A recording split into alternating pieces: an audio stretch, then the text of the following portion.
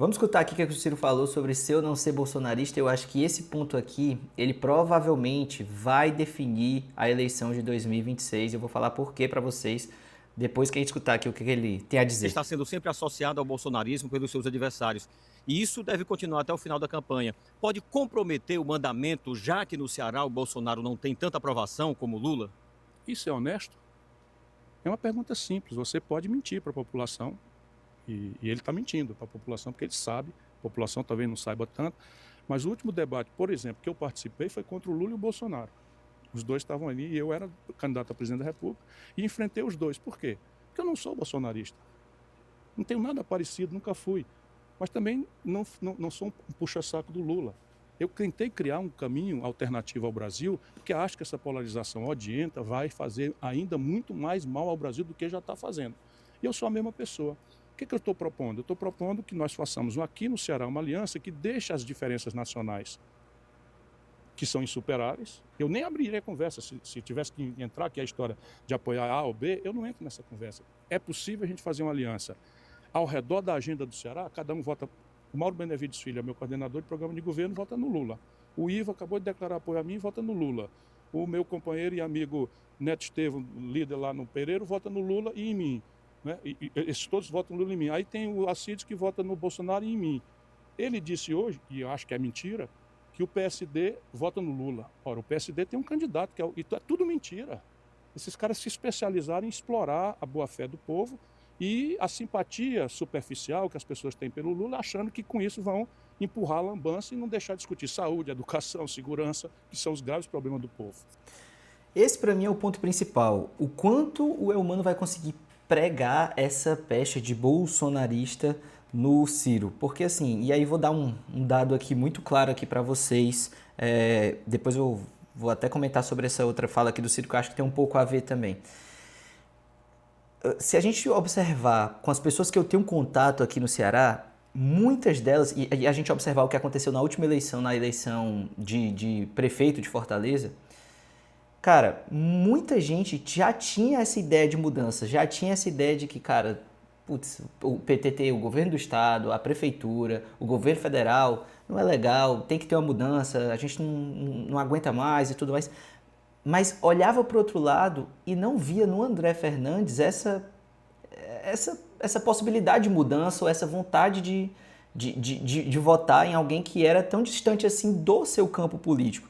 Então, se você observar, as pessoas com quem eu tenho contato e que são mais à esquerda, ainda assim ou votaram nulo e ajudaram quem estava na frente, que era o Evandro Leitão. No caso, né, não que o Evandro Leitão sempre estivesse na frente, mas esteve na frente no final da eleição. Então, todos os votos nulos ajudam quem, no final das contas, terminou na frente, porque não ajudam a quem estava atrás passar. Então, na prática, é votar em quem ganhou. E ou votaram no Evandro porque não viram no André Fernandes uma possibilidade de voto. O que já não acontece. Se você pegar aqui, por exemplo, das pessoas que eu tenho contato e que eu me lembro aqui, que votaram, por exemplo, no Evandro ou que votaram nulo na última eleição, cara, eu acho que só uma delas continua votando no Elmano, numa eleição como essa daqui. E todas as outras vão votar no Ciro. E muitas delas vão, inclusive, fazer essa dobradinha, Ciro e Lula. Mas votam no Ciro e não votariam no André. E vejam, a eleição do André Fernandes aqui em Fortaleza, ela foi decidida por 8.000 votos, gente. Então, assim, é uma diferença muito pequena para alguém que era extremamente enraizado com o bolsonarismo. Então, ou o Elmano consegue pregar essa pecha no Ciro de extremamente bolsonarista, o que eu acho muito difícil de se fazer, e eu acho que o Ciro está sendo hábil em conseguir transitar ali entre os dois setores, sem se comprometer, mas ao mesmo tempo sem precisar beijar a mão. Ou então vai ser muito difícil, porque quando a gente olha para a situação fática do Ceará, é muito difícil, mais uma vez, como eu falei já em alguns vídeos, é muito difícil que você olhe para isso e diga assim, não, eu quero mais 4 anos de Elmano mesmo. E aqui vem outro ponto, que era aquilo que a gente estava conversando, que é assim, a cada dia o noticiário da cidade e do estado, eles são trágicos para o Elmano, porque quando a gente sai daquilo que é maquiagem do debate e vai para a prática, cara, mais uma vez, ontem no estado do Ceará a gente teve uma morte de um PM, assim, surreal. Até o Ciro se manifestou aqui nas redes sociais. Vou até passar aqui para vocês. Também, claramente, não para os comerciantes obrigados a pagar extorsão. Também não para os cidadãos. Vou voltar aqui, que pegamos do meio. assistiu hoje a um dos crimes mais horrendos e cruéis dos últimos tempos. E uma das mais vergonhosas demonstrações do descontrole absoluto da criminalidade e da total falta de pulso das nossas autoridades. O soldado da Polícia Militar, Rafael Sampaio da Silva, de apenas 27 anos, foi sequestrado depois de sair do trabalho, algemado e teve seu corpo queimado dentro do seu próprio veículo. Eu quero manifestar minha solidariedade à família e aos amigos e aos companheiros de farda do soldado Rafael. O Ceará, entretanto, precisa não apenas se indignar, mas compreender a gravidade do que está acontecendo. Quando um policial é sequestrado e assassinado dessa maneira, nós não estamos falando diante de um crime comum. É um ataque à autoridade mesma do Estado, às forças de segurança e a toda a sociedade cearense. Segundo dados oficiais da própria Secretaria de Segurança do Ceará, somente durante o governo Elmano foram registrados quase 10 mil assassinatos no nosso Ceará. São milhares de... Isso é surreal, velho. Isso é nível de guerra, pô. A gente tá em guerra e parece... e normalizou. vidas interrompidas e de famílias destruídas pela violência. E diante dessa realidade é absolutamente inaceitável ouvir, como nós ouvimos o governador Eumano de Freitas, afirmar que o Ceará vive o melhor momento de sua segurança pública. Melhor momento para quem, governador? Certamente não é para as famílias expulsas de suas casas pelas facções. Uma a cada 3 dias no atual governo. Fora as incontáveis famílias que tiveram que se submeter à crueldade das facções. É o que eu digo, filho. O noticiário ele é implacável. Você pode falar o que você quiser no debate, você pode maquiar o dado como você quiser, mas, cara, a realidade fática é isso. Você quer mais 4 anos?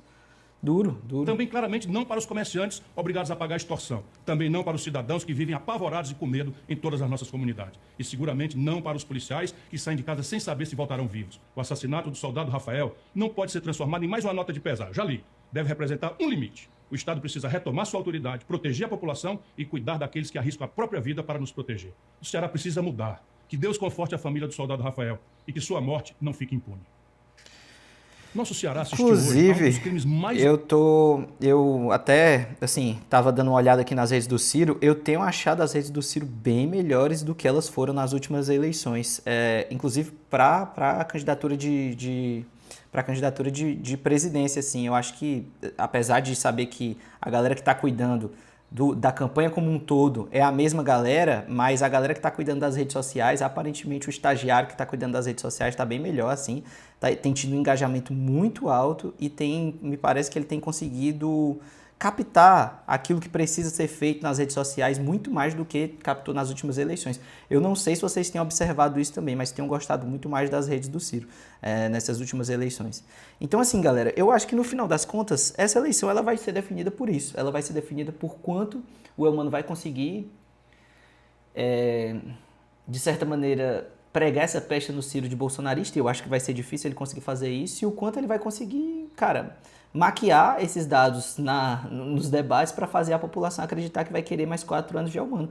Só que eu acho que a população não tende a querer, porque a verve de mudança ela já vinha desde a eleição para prefeito de Fortaleza, desde as últimas eleições municipais. Então eu acho, e a diferença ela já foi muito pequena com um candidato extremamente ligado ao bolsonarismo. Então com um candidato que ainda assim consegue arrancar votos da esquerda, eu acho muito difícil segurar. Além do que, não é só arrancar um voto da esquerda que não foi votar, é arrancar um voto que antes foi da esquerda mesmo e que esse voto migra. Então ele não era só um voto que ia votar no Lula, ele era um voto que ia votar no Eumano e nesse momento ele vota no Ciro. E eu conheço vários nessa situação.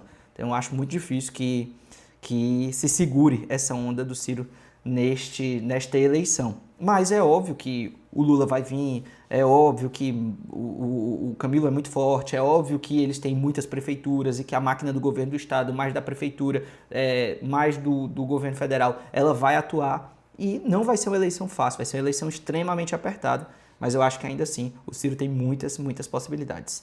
Era isso, tamo junto, até a próxima, deixa o like, se inscreve no canal, valeu!